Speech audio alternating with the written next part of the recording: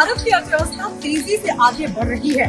भारत अर्थव्यवस्था के मामले में दुनिया के तमाम देशों को पछाड़ते हुए 5वें नंबर पर आ पहुंचा है और इस बात का जिक्र IMF यानी अंतर्राष्ट्रीय मुद्रा कोष ने अपनी रिपोर्ट में भी किया है। अपनी रिपोर्ट में IMF ने साफ तौर पर कहा है कि आने वाले वक्त में भारत तमाम देशों को पछाड़ते हुए आगे निकलता हुआ दिखाई देगा। अपनी इस रिपोर्ट में हम आपको समझाएंगे कि अर्थव्यवस्था के मामले में भारत कितनी तेजी के साथ प्रगति कर रहा है और इस मामले में उसका आगे का विजन क्या है। इस रिपोर्ट में आइए आपको समझाएं। इंटरनेशनल मॉनेटरी फंड ने जीडीपी की ग्रोथ लिस्ट जारी कर दी है।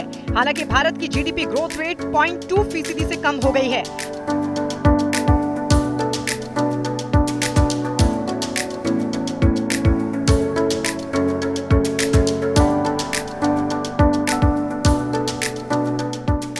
IMF की रिपोर्ट के अनुसार इस साल भारत की जीडीपी 5.9 हो गई है। साल 2022 में ये दर 6.8% थी। बहरहाल वर्ल्ड इकोनॉमिक स्टडीज डिवीजन के चीफ डेनियल ले के अनुसार अगले साल तक ये दर 6.3 हो जाएगी, जो कि एक मजबूत अर्थव्यवस्था की पहचान है। वर्ल्ड इकोनॉमिक स्टडीज डिवीजन के चीफ डेनियल ले ने कहा, भारत के लिए विकास दर जो 2022 में 6.8 थी, हमें ये नहीं भूलना चाहिए कि वैश्विक अर्थव्यवस्था में उज्जवल स्थानों में से एक है। इससे कम होकर ये 5.9 पर आ गई है।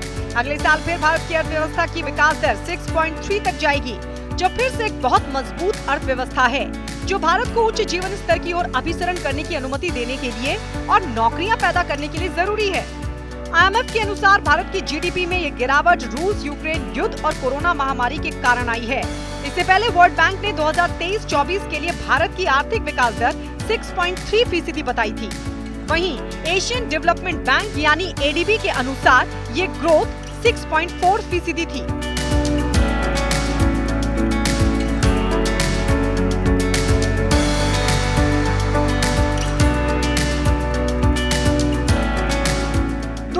में चीन की अर्थव्यवस्था 5.2% से आगे बढ़ रही है। वहीं भारत की वित्तीय अर्थव्यवस्था 5.9% की दर से आगे बढ़ रही है। और 2024 की बात करें तो चीन की जीडीपी 4.5% रह सकती है, जबकि भारत की अर्थव्यवस्था 6.3 रहने का अनुमान लगाया गया है। 2022 में चीन की अर्थव्यवस्था की विकास दर 3% थी। IMF की रिपोर्ट के अनुसार ये अर्थव्यवस्था इस साल विश्व की अर्थव्यवस्था की विकास दर 2.8% है, जबकि 2024 में ये 3% के रेट से बढ़ेगी।